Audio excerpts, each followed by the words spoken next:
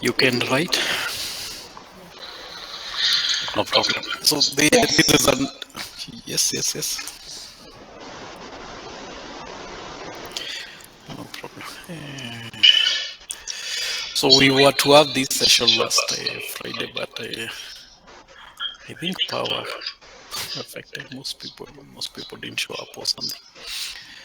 But today now let's cover buying, and then we'll cover what we call buying or procurement, and then we'll cover stock.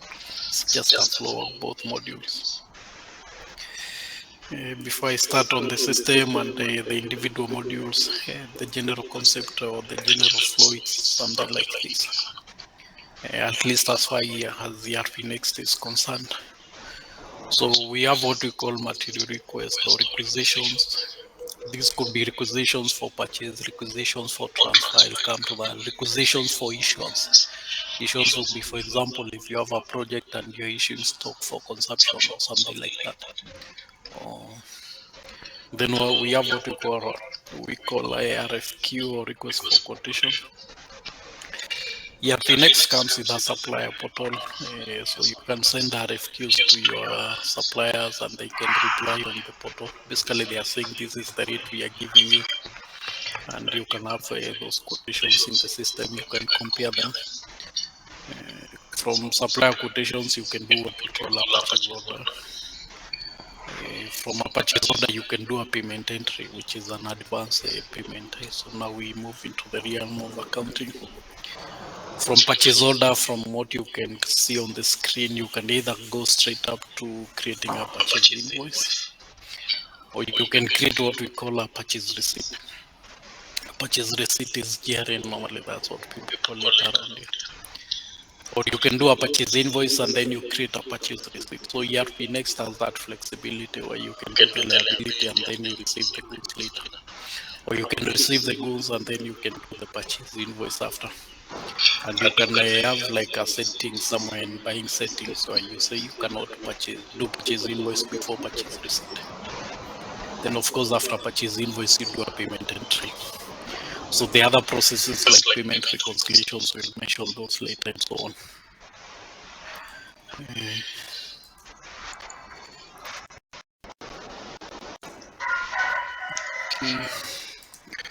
So in more details, besides the flow, we have of course under procurement or under buying as we call it.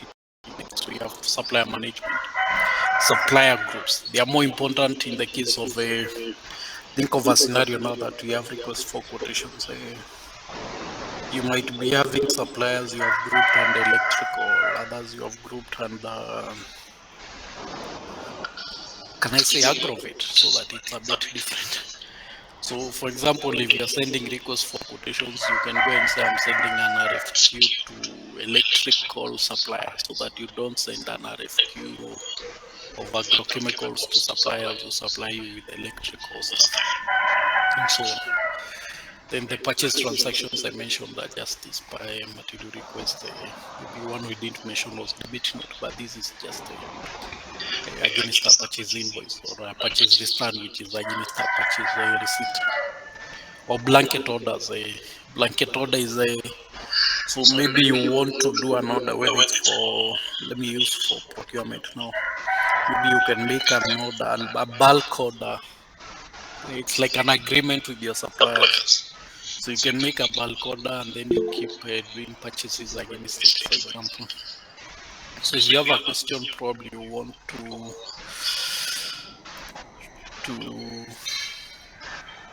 yes, I think we are recording.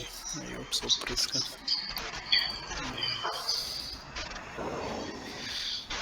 The other thing is what we call pricing rules, discounts. I'll mention those. Pricing rules would be, for example, useful in where you are defining something like a buy one, get one free. Or if you buy these, you get a discount of say 10%. Or a certain scenario we have come across recently, we haven't really defined those. Think of these guys who do water billing and they are defining their tariffs. Their tariffs are not straightforward apparently. So we are thinking we can use pricing rules for those without any major customizations. So the pricing rule, the way they have is, for example, if you consume between say 0 to 6 cubic meters, you are charged this. If you consume between say 7 to 10 cubic meters, you are charged this. If you're in a particular category but you consume say think you're in a commercial, and commercial we know we give a rate of 6 to 10, so you're kind of charged the minimum, assuming you don't consume anything between 6 and 10. I hope you get the idea. But I think pricing rules would be the best for such a scenario. Once we have it configured, maybe we can confirm. I haven't fully confirmed anyway. Then we have a gazillion purchase reports. And stock module, let me just go through it because all these summaries I fetch from the manual. I hope you have access to the manual. I'm assuming most people have some experience with ERPNext year. If you don't, it's still okay. But let's show what it can do. It can do a lot anyway. So under stock management, we have a. Let me go bit by bit. I'll go to the system in a few, but sometimes it's good to have like an introduction. So we have what we call stock masters as far as stock management is concerned. We have management of item groups. I'll go into the system and go through the item in more detail in a few. We have brand, we have product bundle. Product bundle is, for example, where you're selling a service, but inside the service we have stockable items. For example, what example do I use here? Valentine's, for example, they have these gifts where they are selling, say, wine, chocolate, flowers, and so on. Uh, Item alternative is the think of manufacturing or even selling, for example, say, for example, manufacturing, you could be using raw material A, but that raw material A could be out of stock, but you can use an alternative item, an alternative raw material to manufacture the same product. So that is one use case for item alternatives. We have item variants. Item variants would be the example given in the manual when you click on this link, because these are linked with a link of t-shirts, for example, when you're setting up your items.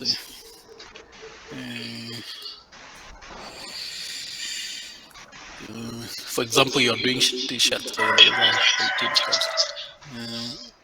You could define t-shirt as an item called a t-shirt, but t-shirts you could be having green, yellow, purple, medium, large, small, and so on. So you can have what we call item variants instead of defining those as individual items, for example.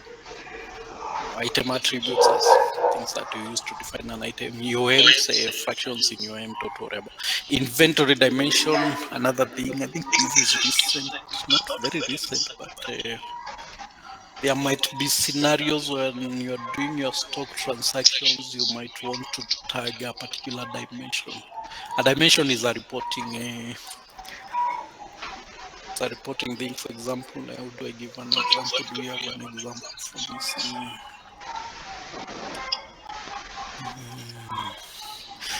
Say you do farming, for example, and every time you harvest, for example, say bananas, you might want to know you harvested from which farm, for example. I'm giving an example. It's probably not a very good use case. So you might want to have the particular farm, or even what we call a plot number, for example, as an inventory dimension. So as you are, for example, doing a material receipt of whatever you have harvested, for example, a simple scenario, you can tag, say, the particular plot as an inventory dimension, whether for tracking, whether for reporting, and so on and so on.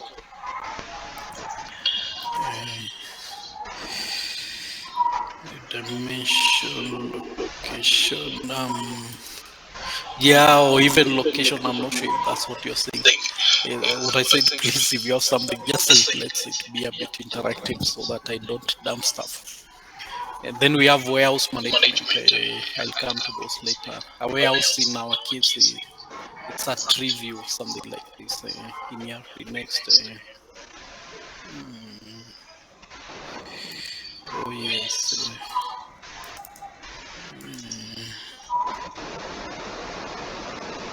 We are recording, no problem. So it looks something like this. The reason I'm mentioning it's a tree. Sometimes when sometimes customers come, one of the things they ask is we want a warehousing system which manages shelves, cabinets, bins, and so on. But you see, the way we define this in ERPNext is you just have a tree. So you can have like the main warehouse, you can have a cabinet, you can have shelf, and then within the shelf you can have the bin. So the goods are really stored in a bin, like a cubicle, for example, and then you can do something like that. Then under pricing, I think we have talked about item prices, price list for your items, pricing rules, we had mentioned those, under stock.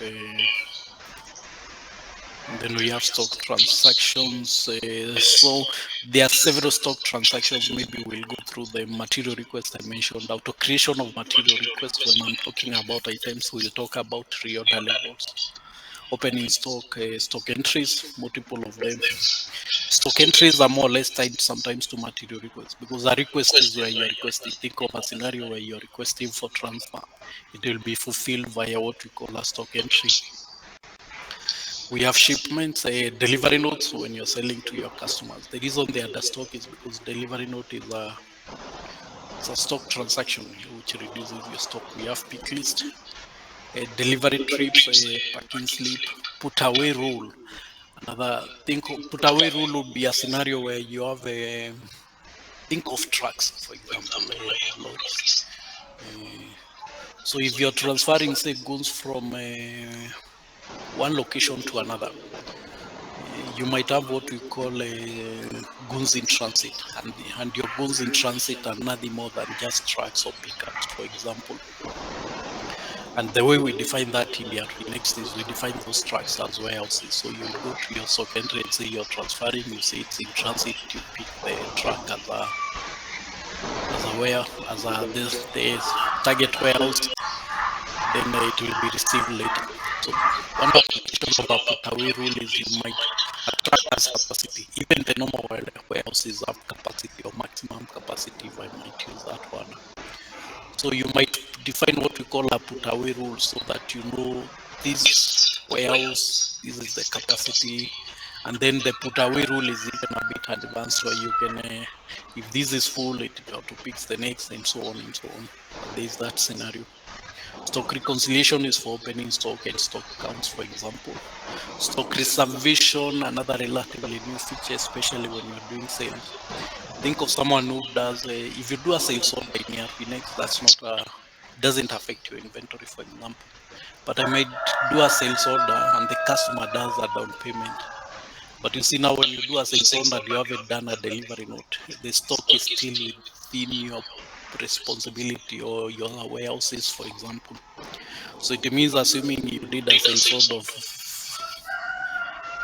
9 pieces and there are 10 pieces in your warehouse, someone else can go do a sales order and do a delivery note with the same items, for example, which means your customer, when they come, the goods have already been sold and they have gone physically, because remember, eventually there is a physical implement here. So you can use stock reservation. So you do a sales order and then you raise a stock reservation against the sales order. Basically, it's like you're packing those goods for that particular customer, for example.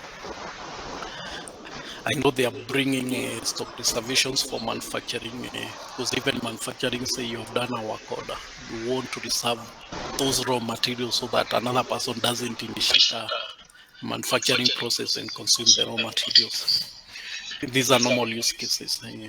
Then we have landed cost. This is when you're importing. When you import, says the supplier gave you 5 shillings a piece, for example. But by the time the goods land into your stores or whatever, there will be other costs, shipping, customs, and so on. So you can use landed cost to kind of increase or factor in these extra costs and so on. And this revalues your stock, for example, so that assuming you bought at 5 a piece, after landed cost and you have included these other costs, then maybe it will be 8 shillings a piece afterwards, and so on. The other is stock inspection, for example, when you're receiving goods or when you're doing delivery notes. I'll cover that. Under stock for ERPNext, it manages what we call or you can use it to manage what we call a batch or lot numbers. For example, think of medicine, for example, or chemicals. They'll usually have a batch number and expiry date. Or you can still you can use it to manage what we call serialized stock. These would be things like phones, laptops, meters, for example, for water, another scenario. And when you are selling, for example, you give someone a serial number or you receive a particular serial number and so on. And even budget includes what we call expiry dates and so on and so on. Disassembly, very recent again functionality. This is, for example, still under manufacturing. There's a session for manufacturing along the way. But this is where you have a finished product, but it was assembled, so you want to disassemble it. Maybe you want to sell individual items and so on and so on. The stock reposting maybe okay. There's a reposting element in ERPNext, for example. You can check on it. But the whole idea is since the what do I put it? Stock transactions take time sometimes, so there's a background job that reposts the evaluation, for example. The scenario is, for example, you receive goods today and then you go receive them a week, you do another receipt a week later, so it kind of recalculates the FFOQ or whatever valuation method you are using. Then there are gazillion stock reports. We'll go through a few of them, but that's the summary on buying in stock before I go into the system, for example. So if there are any questions, then probably what I'll do, I'll show you supplier groups, and then I'll just start from a material request all the way to a payment, and then I'll just move to stock.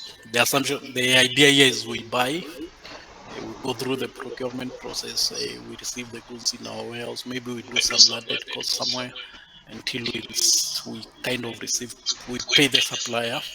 Now that we have goods in our warehouse, then we can start playing with the stock, which means we are transferring, we are issuing, we are doing stock counts, and so on and so on. So unless there are questions, maybe I can start on this. I'll do supply and then I'll go through the item before I do the processes, for example. The supplier scorecard, where you can score your suppliers based on how fast they deliver and so on and so on. I haven't used it, but I just know the features there. There's an element on RFQs opening and so on. This is a customization we have done for a customer, like in Kenya where we have these standards. So when you do an RFQ, you'll see when we are doing an RFQ, when the supplier quotations come, ideally they shouldn't be visible until they are opened, and they are normally opened by a committee. So when we define committees, we just define how many members are in a committee, for example.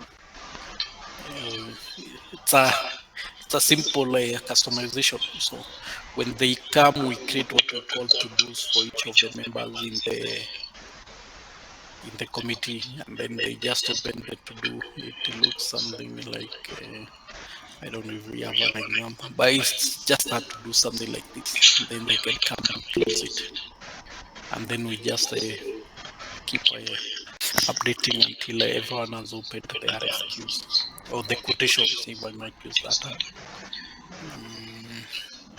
You can ask Adams.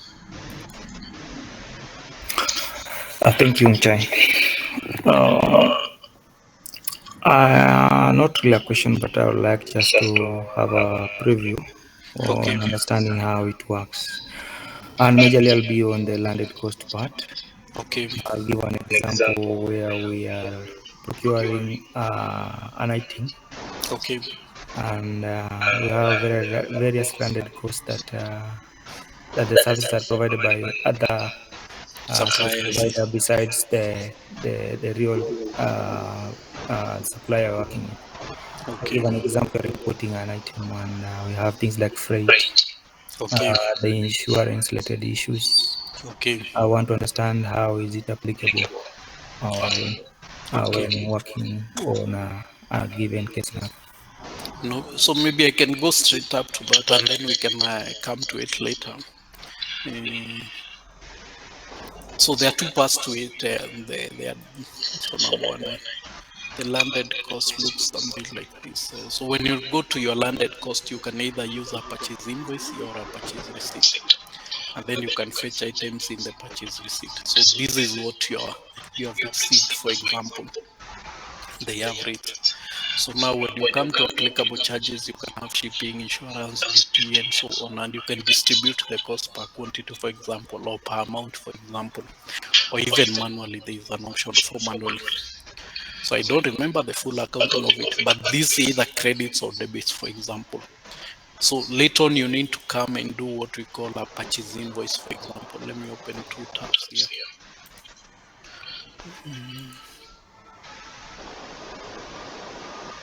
It's a common question. So you see, let me open one with multiple. So something like this, for example. So you'll have your purchase receipt. These are what you bought. This is a 13 kg lead as an example. And then you have the extra cost, and you can have multiple extra costs. You can even have them here in USD or different currencies. They don't have to be the same as this. So when you do this, for example, you need to come and do a purchase invoice, because remember the supplier who provided you with this freight and forwarding charges, you still have to raise a purchase invoice to do the liability. So you just do let me just do a purchase invoice, for example, because there must be a contra entry for the same, for example. So assuming these you are given by rubber suppliers, you can come and pick any service, it doesn't matter, frankly, or whatever, ship transport services, for example. So in this case, this is 6,000, so this will be 6,000. The connection line. Let's do connection access. And then when you come to your purchase invoice, here you'll pick this account called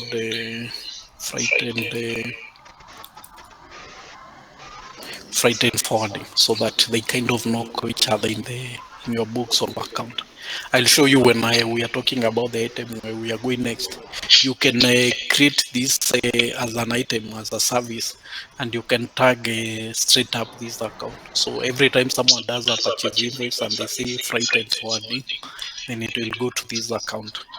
At the same time, we know this is the account that was done. I think one debits, the other one credits, or vice versa. I can't remember the full, but I know that's how it works.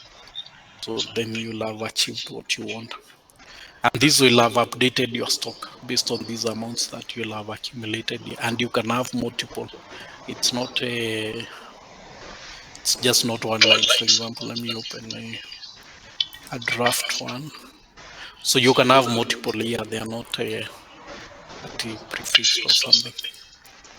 So I hope it makes sense. So you can distribute per quantity, amount, or manually, for example.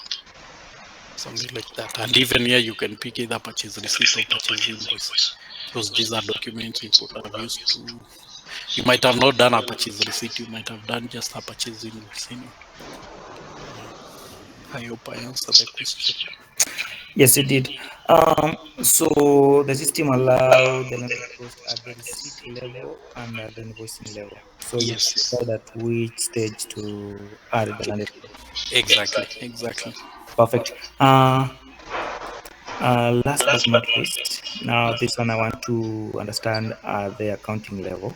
Okay. We have different case scenarios. We'll take the case for NGO, for instance. Okay. They expense their purchase during the receipting, of which they don't store in that during the issue. That's when you expense the cost. Okay. And also want to see, does it support that case scenario? Let's leave alone when now we are dealing with the inventory. Here we don't want to deal with inventory. We want to expense the cost at the receipt level. To expense at the receipt level. Give me a proper scenario. Okay, on accounting level, understanding this time when you are sitting, we want to debit our expense and credit the supplier, right? Before we do Yes. the payment part. Okay. Now, in normal case scenario for distributors or any given manufacturing entity, when you are purchasing, automatically we put our expense on accrual account, and later when we are issuing those items, that's when we expense our we Yes, yes, put, yes. yes, yes. So I wanted to understand, let's say we have a case scenario for NGOs who they don't want to store the item in the inventory. They want just to expense it directly when they are receiving, and later invoice and later pay the supplier. I think we have that. I can't remember what it is called, but I know we have that scenario somewhere. Mm,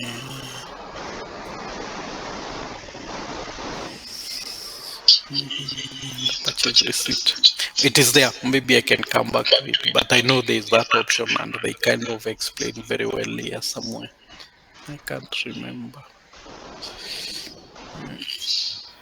Okay, I'll if go. it's there, we can still continue so that Yeah, we yeah, save time. no problem. We But can it is exchange there. notes later No, of no outside. problem. Mm.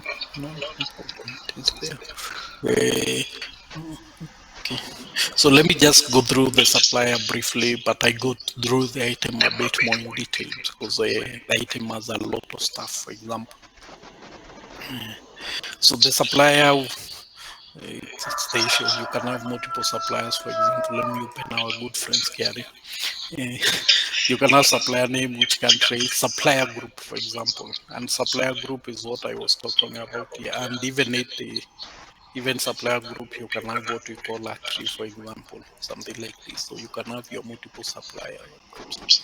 And you can even define more parameters for them. For example, you can have credit limit, default payment terms per supplier group, for example, payables, accounts, and so on and so on. Uh, and then you can define your suppliers something like this, for example, and then you can attach them to a supplier group, and you can have a default billing currency for the supplier, a default price list, for example. You can have what we call internal supplier. Internal supply is a because ERPNext allows what we call intercompany transactions, for example. For example, you have multiple accounting companies here, or you have companies, something like this. So you can do what we call intercompany transactions. You can sell and buy it from the other company, for example, hence the concept of internal suppliers and so on. And then for each supplier, we have dashboards. Dashboards will be all the transactions against the supplier from payments, these bank accounts. Uh, Adams, yes. Sorry. Yes. Still on that supplier part, Yes. allow me to take you back on Okay. the chart of account level. When you're defining the creditors, Okay. that's on the supplier part. On the chart of account, does it give you a room to tag each supplier to a specific chart of account, or it only has a room for? It does. It does. When you come to company, you can tag to a particular creditor, specific credit account if need be. Perfect. Yes, yes, yes. Perfect. I had a reason to ask for that. No, 'Cause no, no problem. No problem. Then you can even have what we call party specific. For example, assuming there is an item that only this supplier supplies you, you can define party specific item. So when you go to your purchase order, for example, and you pick that particular supplier and you have party specific and you come to item here, you won't see the list of all your items. You'll only see items for that particular supplier, for example. You can, what else here? You can see the total unpaid annual billing for the supplier and so on and so on. You can define the tax IDs, tax category, withholding, even though withholding yet, our withholding in Kenya normally it's at payment level. But I see Kiari, they are doing this thing we call, they are switching to this accounting window where you do an invoice, then They are moving from cash accounting, basically. That's what I'm saying. Okay. Then you can have contract addresses, the accounting bit, default payment terms, multiple default accounts. The reason you see this as a child is because you can have different default accounts for different companies. Remember things like suppliers, customers, items. We maintain one record in the system, even though we have multiple companies. Right. They are what we call shared masters, for example, as far as ERPNext is concerned. And then we have a few things, for example, there's something I was saying, some setups where you can allow purchase invoice creation without a purchase order, allow purchase invoice creation without a purchase receipt. So this is a global setting under buying somewhere, under buying settings. But you can set those defaults instead of doing it globally. You can have what we call a setup by individual supplier, for example. You can block a supplier, for example. And then we have the concept of portal users. This is for the supplier portal I was talking about. If you send RFQs to a supplier, there could be multiple people on the other side who will be replying to the RFQ. Because you could be having in a procurement department on your supplier side, they could be having 3 people, and each will have a username which is tagged to that particular supplier. That's the concept of supplier portal users. Now we move to the item, which looks something like this. Let me just open a random one. Let me open sodium carbonate. I hope this has a stuff I'm looking for. Yes, it has batches and so on. So this is how we define items in the system. Item in ERPNext is anything that is either bought, sold, made, be stockable item, be it be a service, for example. It doesn't matter. For example, so you usually have your item name. You can when you're defining your items, because these are simple things that come up. You can have how you want your items named, either by item code or naming series. When you talk of naming series, if you're looking for an overview, it's okay. If you want me to go into details, because I'm not sure of the crowd we have today. But when we talk of naming series, you can document naming. Where is that setting? Not rule. Rule is where you say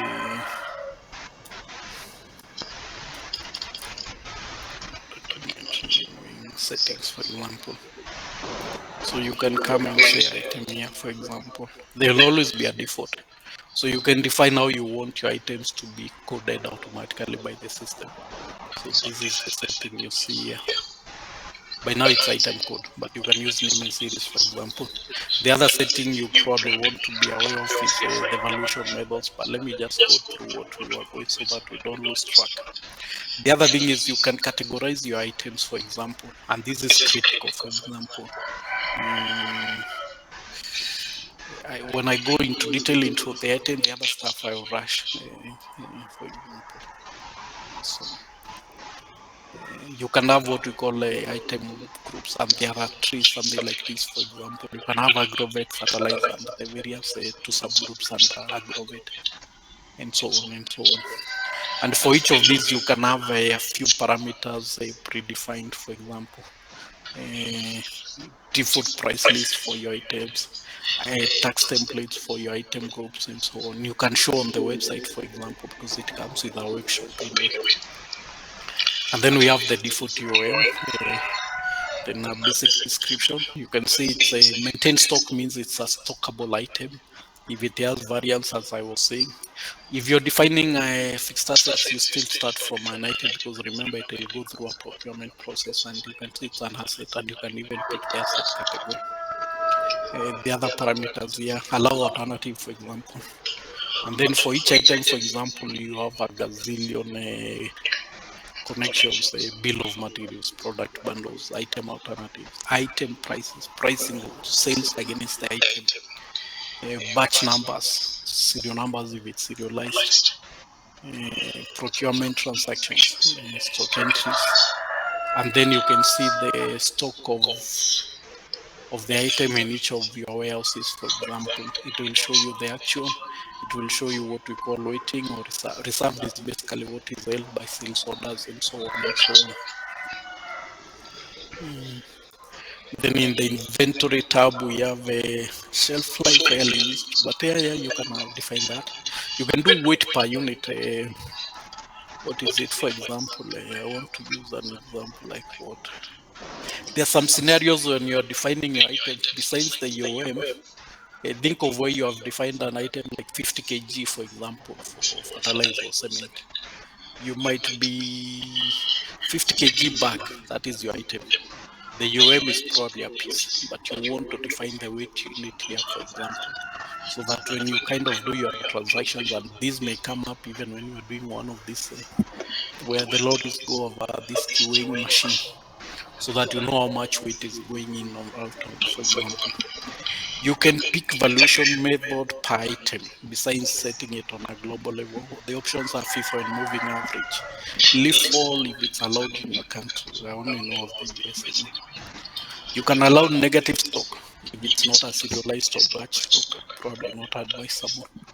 You can define barcodes for the item. So this is what I was saying. You can define what we call auto reorders. And when we are defining auto reorders for an item here, you can do auto reorder to check in a particular warehouse. You can do auto reorder for purchase, transfer, issuance, manufacture, and so on. When you define auto reorders, what the system does, it creates material requests. For example, assuming goods run low based on these levels defined here, the system auto creates a material request of that type, for example, and notifies the required people. You can do what we call different UOMs and conversion factors. For example, this item we are storing in numbers. Probably doesn't make sense, but so you can have a number you convert to a kg 0.40, whatever it is. But think of tons and kgs. Maybe that's a good example. And then you can have items that are batched. You tick it as batch number. You can auto create batch numbers if you want, or if you don't want, you can untick so that you put the batch numbers on your receiving. You can say it has an expiry. You can say retain sample, especially for manufacturing and so on. For each item, similarly to what we saw in suppliers, you can have what we call defaults for each. And this is what I was saying. You can have the default company accounts, for example, default expense account, default income account, for example, default cost center, for example. Forget loans unless you're using the loans and so on. So for example, we were talking of freight. So you could define an item called freight and you could put into that account called freight and charges. So that if we do it on the purchase, it will kind of balance against the account that is used in the landed cost, for example. You can have a few parameters for purchase, for example, foreign details, for example, customs, which is being used by these carrier guys for the ETs and all. Similarly for sales, you can have maximum discount, grant commission. Allow sales basically means it will be allowed in sales transactions. Grant commission, it means, for example, assuming you have sales coupon, some items have very little margin. So much as the sale transaction maybe has multiple items, you might want to exclude some items from the calculation of the commission, for example. Then you can have what we call tax templates. Tax templates in ERPNext are very well defined. For example, think of hotel industry where you can have an item with say VAT, catering levy, service charge. So we just attach a template which has all those, for example. But in our case, it's just VAT and so on. And you can say it's varied from when to when. And then you can say that the item requires inspection during receiving, for example, or during delivery, or during manufacture. And you can pick a particular template for inspection and so on, and various other manufacturing parameters. So that is on the item. It's usually so detailed. It has almost every scenario one can think of. I see we are running out of time. Given that is like an overview, what I do, let me just go through the procurement process, for example, and then we do a few stock entries, for example. Unless there are questions, for example. Nothing, no problem. Okay, again, yes, Adam. Yeah, sorry, just wanted to note something there. Can you mark an item either to be sellable or not sellable? Yes. When you're doing this item, when you say purchasing here, you can say allow for purchase. If you untick this, if I go to a purchase transaction like purchase order, this item won't appear in the list of allowable items. And the similarly for sales. If I say allow sales, it means it's allowed in sales transactions. If I untick this and I go to sales transactions, it won't appear, for example. Let me just do that, for example. Maybe let me take it back. And you can attach even images, for example, or other attachments if you're defining items with a lot of specifications. But yes, you can allow sellable or not sellable. Yes, Emma. Okay.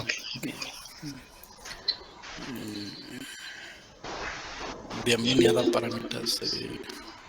So you can go on before I continue. I had another question somewhere.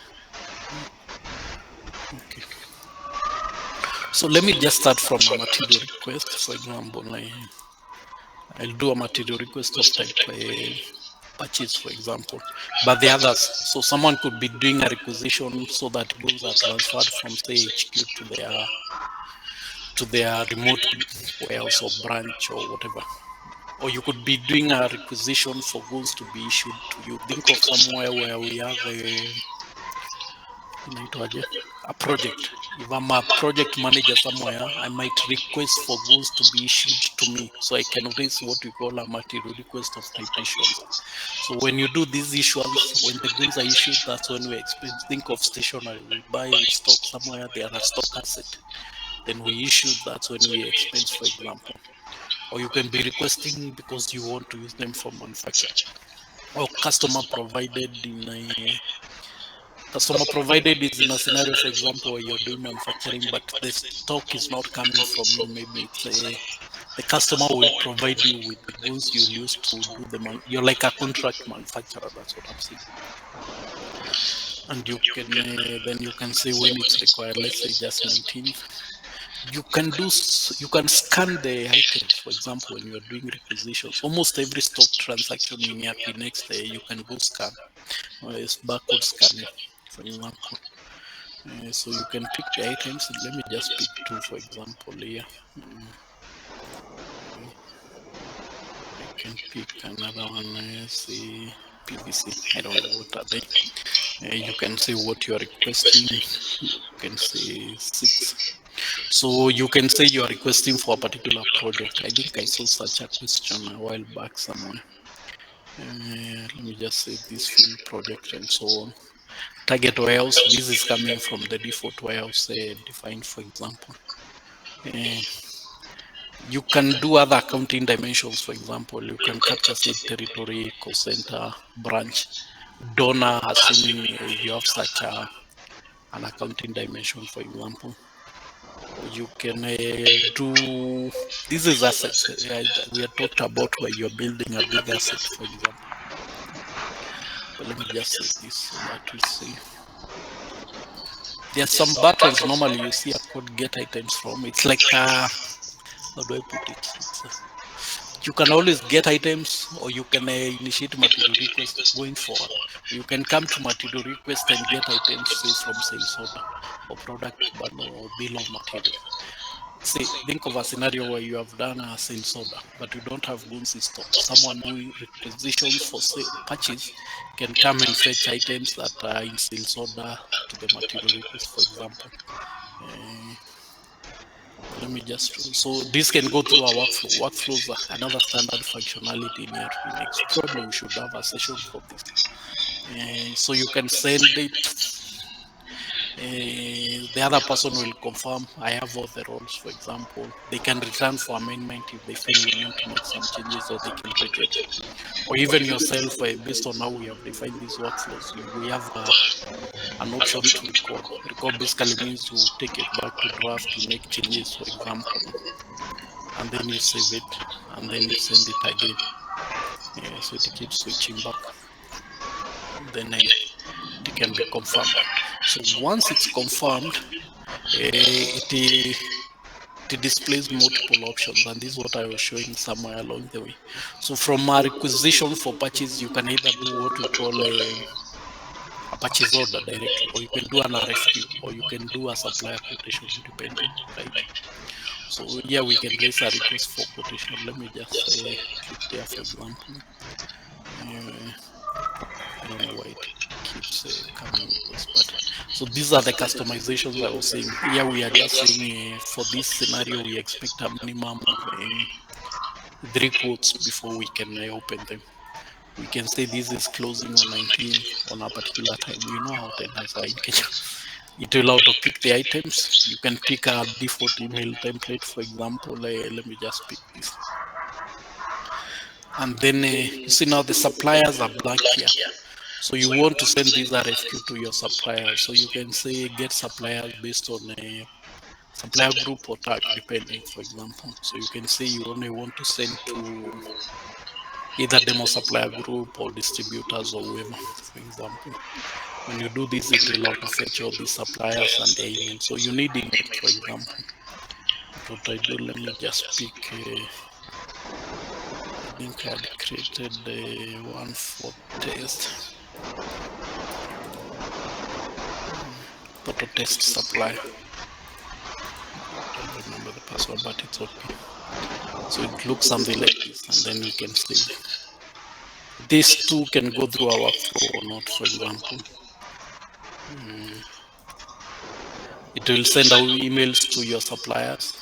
If the supply is not created as a user, because basically this creates a user in the system and gives them a role called the supply only, it will auto create the user. Then from there you can let's articulate. So now you wait for supplier quotations against the RFQ, for example, and they'll be coming if the people do it on the portal, for example. Based on that, you can do what we call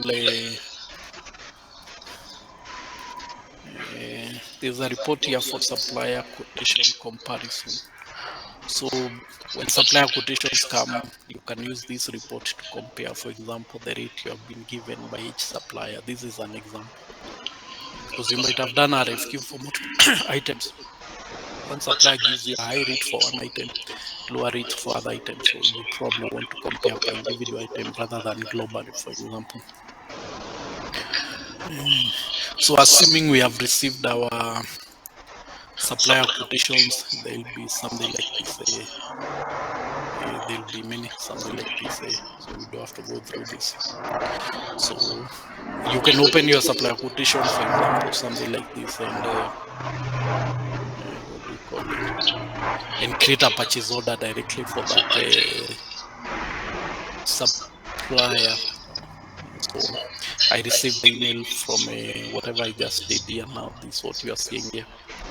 Or directly you can go to your purchase order, maybe to demonstrate the other scenarios I was mentioning about. So you can go and say, if you look at the list of the purchase orders, it will always show you what is received percentage, what is bill percentage, and so on and so on. And some of these fields are definable anyway. So you can pick what fields you want to see in this list, for example. Well, let me just do a PO here. We can say we want to buy from beer, for example. We can say the expected on 20th, for example. So instead of picking the items here one by one, for example, I can come and say I want to get items from a material request or from supplier quotations. Why not, for example? Well, there are none for this one.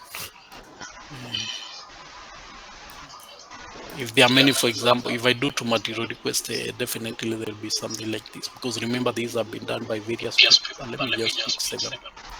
and then I get items. So it auto picks these. I'm not sure how this will go if we have enabled multiple items per purchase transaction. Let me just remove one anyway. Then we can have a, so it has VAT. Let me just see required by.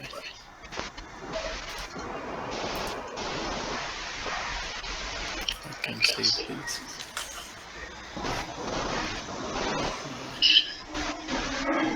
No, I didn't pick that, but we can pick just for demonstration purposes. So when you are picking your taxes again in ERPNext, you have several options. So you might be putting what we call inclusive. So you can come and say your prices are inclusive. Let me reload this.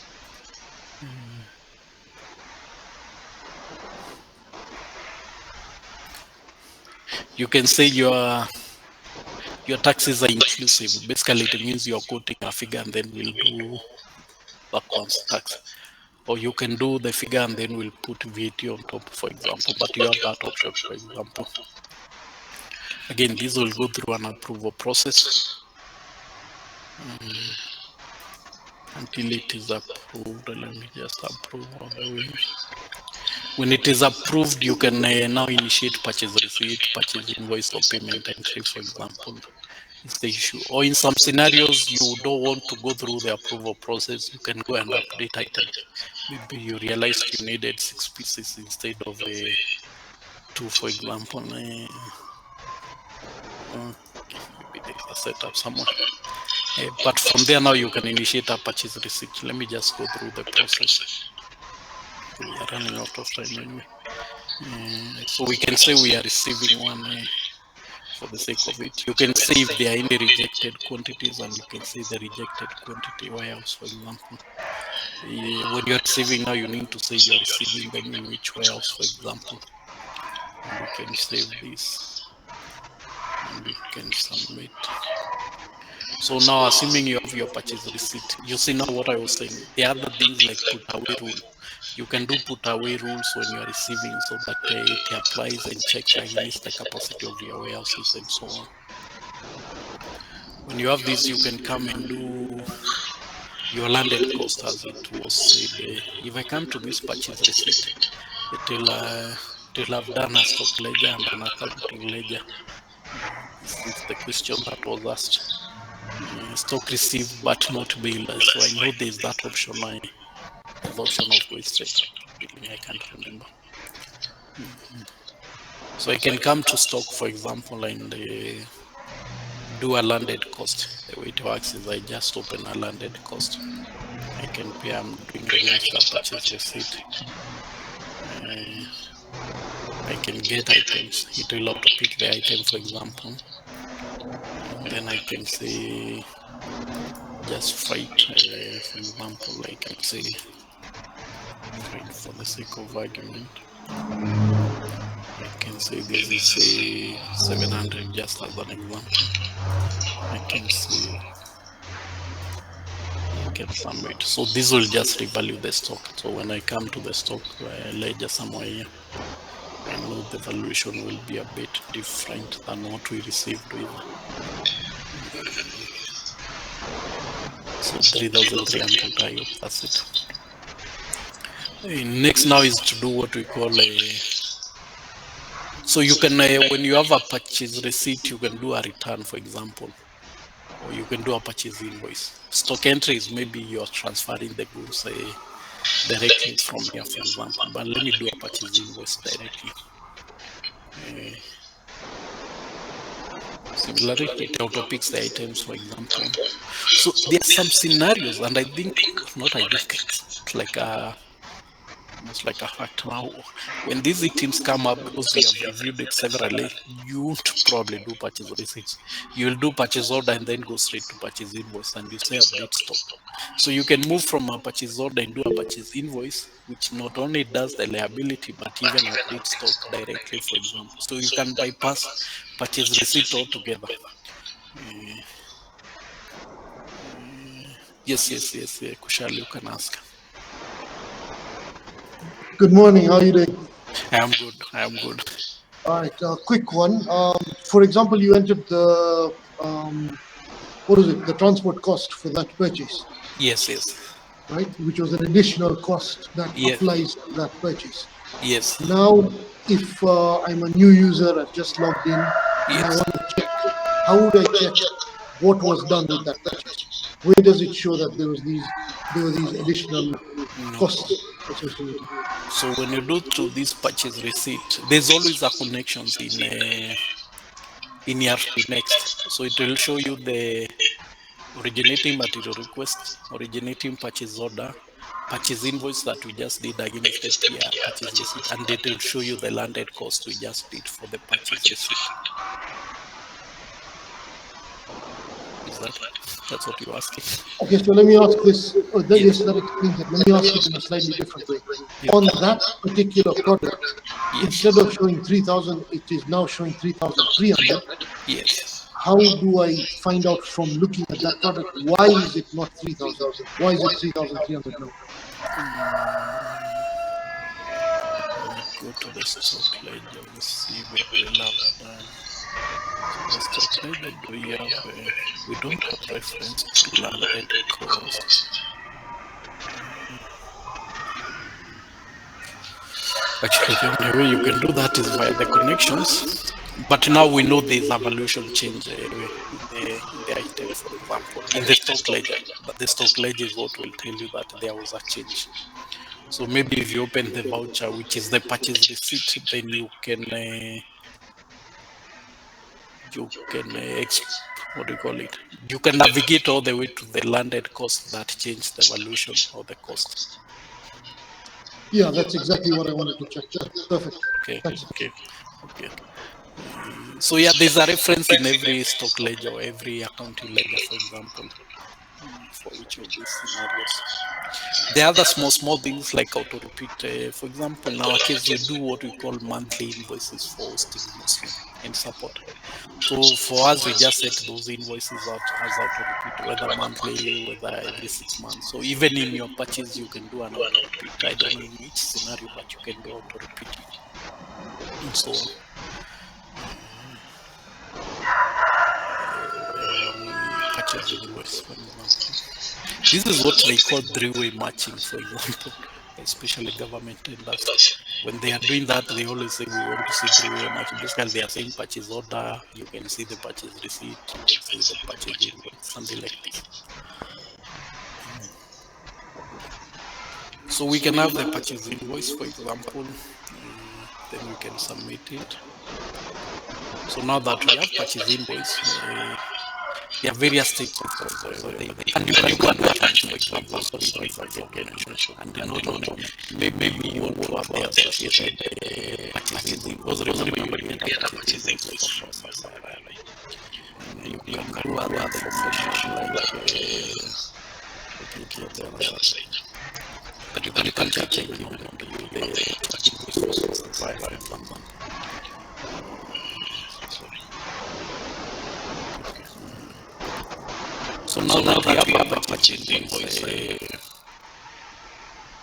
what we do next? The next step is normally we have a payment note, or normally we receive a payment, and the way you receive a payment, you just initiate a payment. It will allow you to supply the information, then you can say which payment mode you are using, for example, check.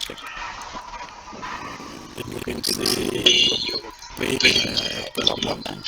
So let me assume the person on the other side there. No. We are the ones who pay rent.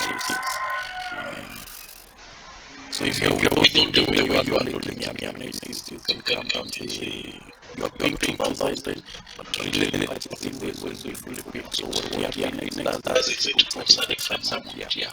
Normally click on that. Then it will do a deduction and losses. So here you can come and say the amount you are going to, for example. It will allow you the amount. You can put the check reference number, for example, and edit. If it's against a particular project or a combination, you can type them. If they want the purchase invoice, then they automatically come on the payment. And then they can save this.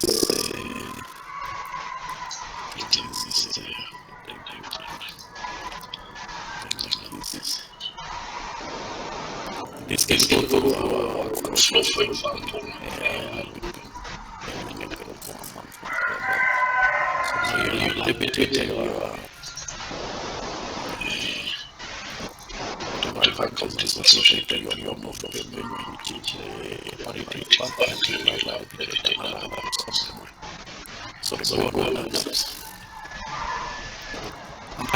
I know you're out of time. I just wanted to ask if this is the issue of partial and partial invoicing, and where we can show the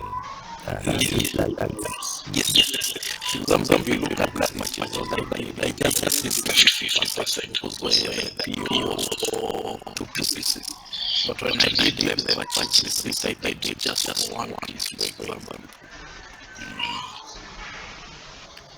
Where is it? I did for one. And when I invoiced, I did invoice for the purchases because maybe you have a purchases like what I received. So I still did invoice for one piece. So later on I can come to my PO example and then initial other purchases. When I do another purchases, later on when I'm busy, they carry the remaining quantities, which is one piece from the two. Okay. Why I'm asking? Yes. That is not where some organizations use different accounting for budget, right? Okay. They want to ensure that when they are raising you must pass the budget, and in so doing they expect that of course should also even workbook for to ascertain the performance of procurement issues. Okay. So I'm just asking what them just asking if it's feasible. That's what we have different workbooks for later. Okay. One for budget and one for action. Where there is an ODU, we do the accounting portion also given works, and when we need this we was standing with this given works. In the end of the day we can have what called the budget performance report where we can be able to assess what we have budget and what we have actually. As this is ERPNext. That's what I was for. I want to say yes, even though you are saying no, let me show you. Maybe when we are defining budget, for example, we can check request purchase orders, for example, or actual expenses, for example. Then we can define this particular account size, that's what we mean. And then later on we can run what we call budget variance report, for example, which is actual versus the budget dimensions.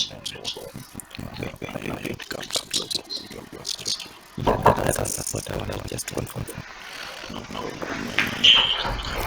That is it. And when we do something, maybe we will cover some other stuff. But now that you have received your goods, the next step most likely is okay. That's the stock reconciliation when you're doing stock counts. Or when you're doing what we call stock issues. Stock issues is the issue. So also stock issues is stock related transactions. So we have what we call a transfer. It's delegate from warehouse to our warehouse. Internally company. Or when you're doing issues like that. Particular product for consumption, for example. Or you can do other transactions like what we call pack. For example, you have a 50 kg bag or almost let's say fertilizer, and you want to pack it in 10 kg bags, for example. And then we have other stock, for example. Material receipt is like receiving purchases. Like farming, you're not really buying that manufacturing. Sometimes you get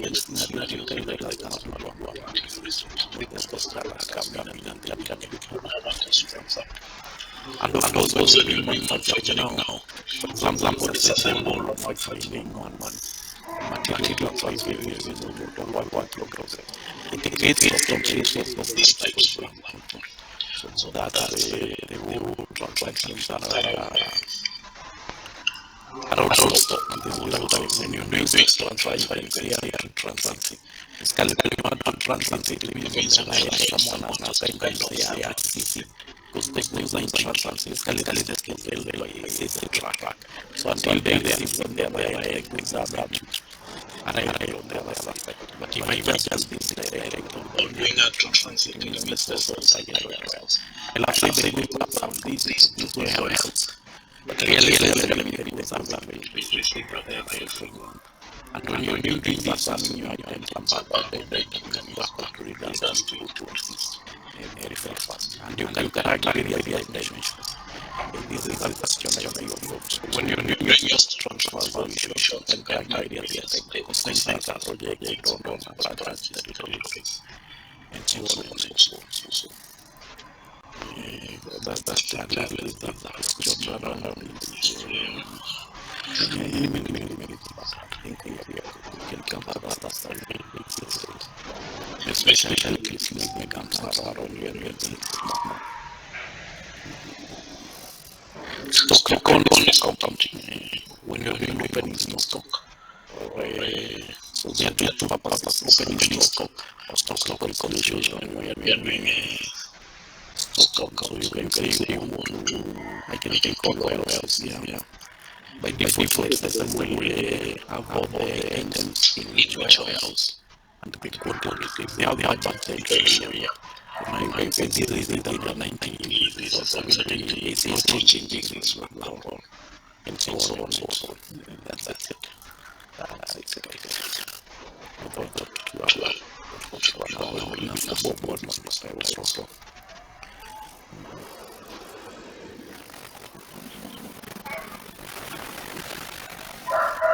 Thank you. That's a nice session. We probably see I understand it.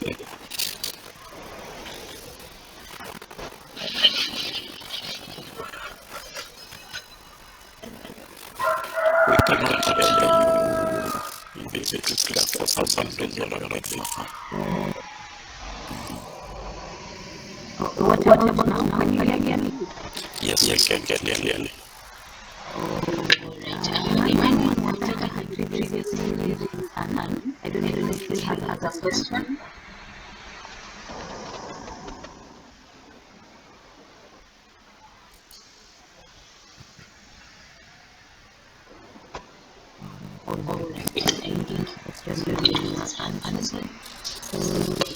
Thank you so much. Thank you so much, everyone coming in. We will have a session Friday, we will calculating on the registration. Yes, Sorry, to just announce. No. So we will look at the registration, invite your friends, and then if you want to have a good day.